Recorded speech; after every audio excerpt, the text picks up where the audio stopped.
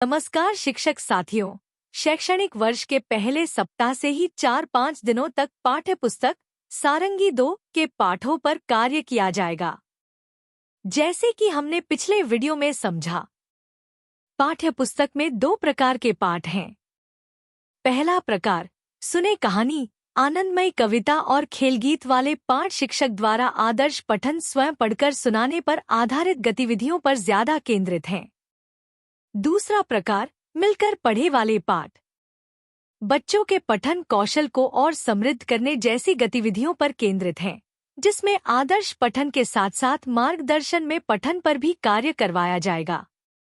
चलिए इस वीडियो में दूसरे प्रकार के पाठों पर कार्य का उदाहरण देखते हैं।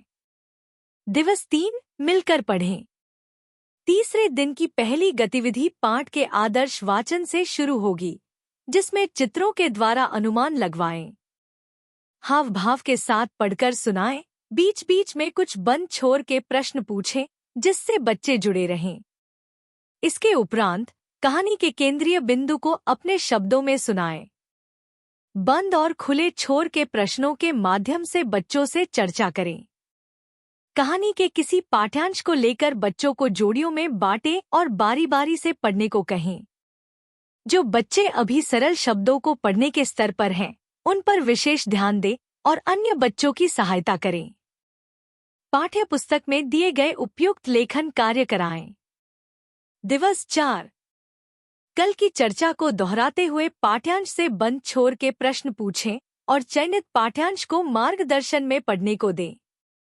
कहानी के किसी पाठ्यांश को लेकर बच्चों को जोड़ियों में बांटें और बारी बारी से पढ़ने को कहें। जो बच्चे अभी सरल शब्दों को पढ़ने के स्तर पर हैं, उन पर विशेष ध्यान दें और अन्य बच्चों की सहायता करें। अंत में पाठ्य पुस्तक में दिए गए उपयुक्त लेखन कार्य कराएं। रिकैप: दूसरे प्रकार के पाठों में 2 दिन की जाने वाली गतिविधियों को दोबारा देखते हैं।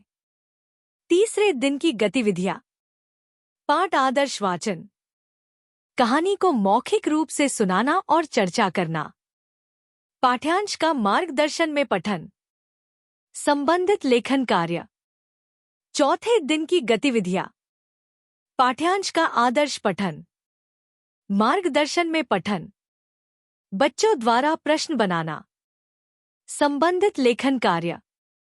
इन गतिविधियों को सरल से कठिन की ओर बढ़ते हुए व्यवस्थित किया गया है, ताकि बच्चे सहजता से भाषा कौशल विकसित कर सकें।